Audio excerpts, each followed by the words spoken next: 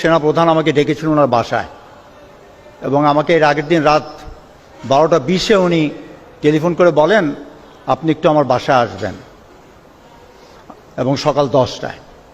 আমি ঠিক সকাল 10টায় ওনার বাসায় যাই এবং বাসায় যাওয়ার পরে উনি কিন্তু ইউনিফর্ম পরে দাঁড়িয়েছিলেন। ওনার বাসায় যারা গিয়েছেন ডান দিকে ওনার একটা অফিস আছে এবং আমাকে বললেন উনি দাঁড়িয়েই যে আমি আপনাকে ডেকেছি, আমি আপনার কাছ থেকে আমার 3টা বক্তব্য রাখতে চাই। নাম্বার 1, আমি আর 1 ফোঁটা রক্ত চাই না আর ঝরুক। দ্বিতীয়, উনি বললেন আমি কোনো ক্ষমতা চাই না।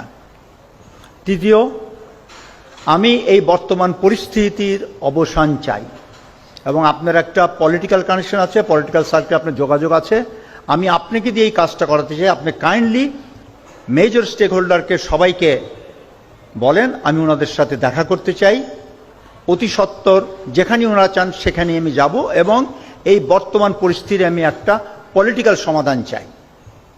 তা আমি ওনাকে বললাম আমাকে কেন? বলছে আপনার একটা কানেকশন আছে, আমি এর জন্য বলছি। এই বলার পরে ওনাকে আমাকে একটু কফি দিল, কফি খাচ্ছি। উনি আমাকে বললেন ঠিক 10:30 আমাকে ভারতীয় সেনাপ্রধান টেলিফোন করবেন। তখন বাজে আমার মনে হয় 10:25।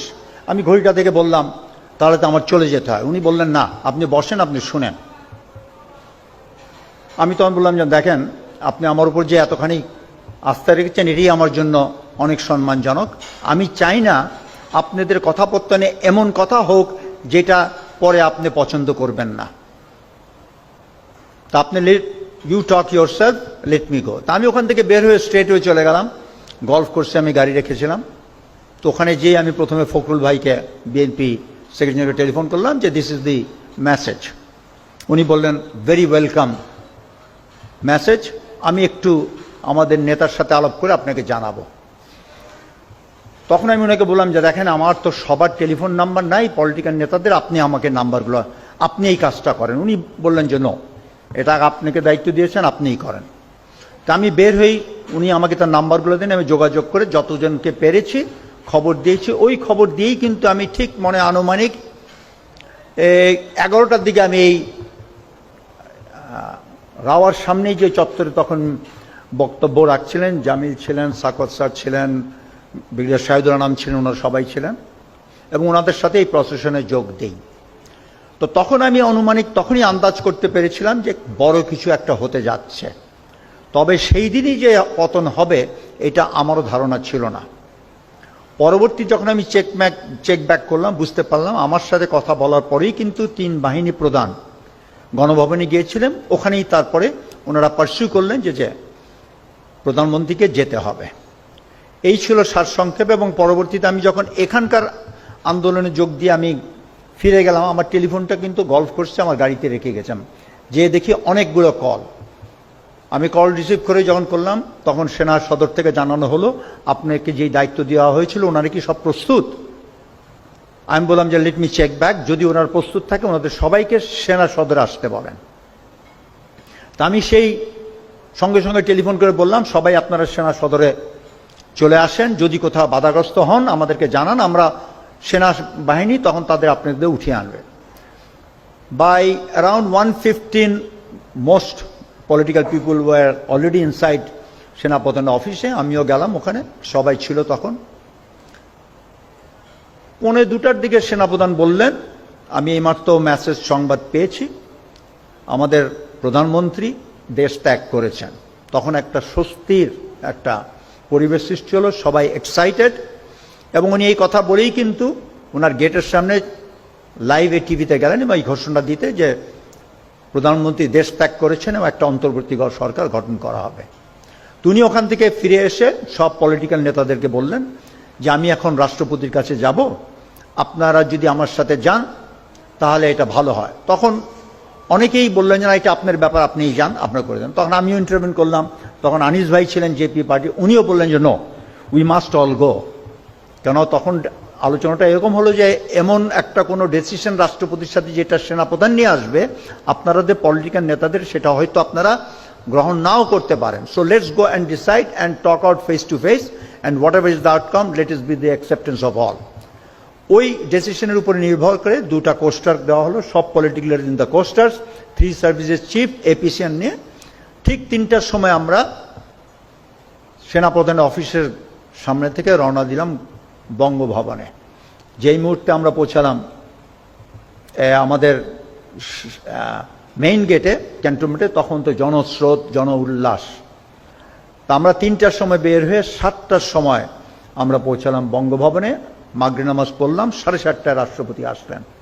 রাষ্ট্রপতি সংক্ষিপ্ত বিবরণ রেখে উনি মির্জা ফখরুল ইসলাম আলমগীর উনাকে বক্তব্য রাখতে বললেন। উনি ওনার বক্তব্য রেখে ওই মুহূর্তে বললেন যে বেগম খালেদা জিয়াকে এই মুহূর্তে উনাকে কারাবন্দি থেকে ওনাকে স্বস্তি দিতে হবে। তখন রাষ্ট্রপতি একটু অবজ্ঞা করলেন, বলেন যে দেখেন 3 দিন 4 দিন পরে তো আমরা একটা ইন্ট্রিম গভর্নমেন্ট করব, let the interim government decide যে ওনার ব্যবস্থার সম্বন্ধে। তখন কিন্তু সেনাপ্রধান, I am telling you right on the face of everybody, উনি বলেন যে no sir, you have the authority, you are the sole person, you have to release Begum Khaleda Zia instantly. আচ্ছা, এরকমভাবে সবাই বলার পরে আমার পাল্লা যখন এসেছিল আমি কিন্তু 3টা বলেছিলাম। 3টা কথা হচ্ছে, একটা কথা হচ্ছে যে পুলিশকে নিয়ে, কেন ডিজিএফআই চিফ তখন ওই কনফারেন্সে ছিলেন এবং ক্ষণে ক্ষণে উনি he was giving a running commentary as to what is happening in the various police stations in Dhaka.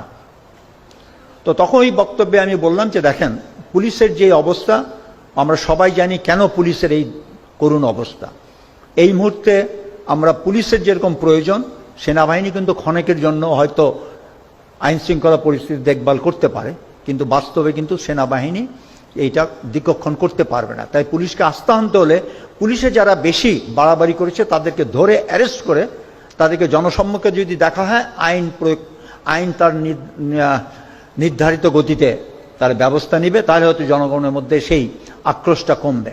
দ্বিতীয় কথা ছিল যে ওই সময় একটা খবর ছিল সব জায়গায় যে সব নেতারা পালিয়ে যাচ্ছে এয়ারপোর্টের মাধ্যমে।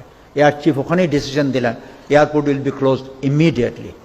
দি থার্ড পয়েন্ট, আমাকে হাসান নাসির টেলিফোন করেছিল যখন আমি ওখানে বসেছিলাম রাষ্ট্রপতি ভবনে, যে এখানে আমরা আয়নাঘরের সামনে ডিজিএফ এর সামনে আমরা এবং যারা ক্ষতিগ্রস্ত পরিবার, যাদের পরিবাররা ঘুম খুন হয়েছিল, তারা এখানে দাঁড়িয়ে আছে। আমরা এই আয়নাঘরে যারা আছে তাদেরকে আমরা এখান থেকে বের করে আনতে চাই। আমি এই কথাটা রাষ্ট্রপতির সামনে উঠালাম। রাষ্ট্রপতি একটু আশ্চর্য হলেন, আয়নাঘর বলতে কিছু আছে কি না। উনি একটু সন্দেহ পোষণ করলেন। আমি বললাম যে দেখ মহামান্য রাষ্ট্রপতি, আয়নাঘর আছে কি না এটা আমিও জানি না, আপনিও জানেন না। Whether it is virtual or real, we have no idea. এখানে তো ডিজিএফআই চিফ আছেন, লেট হিম ক্লিয়ার। ওই মুহূর্তে সেনাপ্রধান কিন্তু স্টেজে বললেন, sir I will take care of it, they will all be released.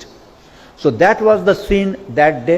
তখন কোনো কারোর প্রশ্ন বিপ্লবী সরকার কারোর মনে আসে নাই, সবাই কিন্তু প্রশান্তিতে শান্তিতে ছিল যে স্বৈরাচার পালিয়েছে।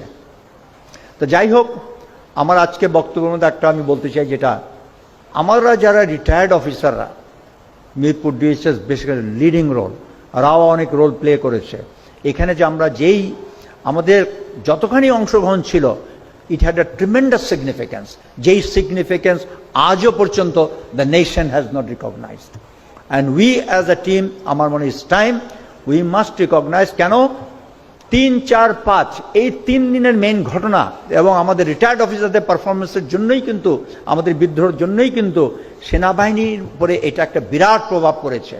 এবং সেই প্রভাবের পরিপ্রেক্ষিতেই কিন্তু আমি মনে করি হাসিনার তক্তা উল্টাইছে। তা আমাদের এই স্বীকৃতি অবশ্যই দিতে হবে।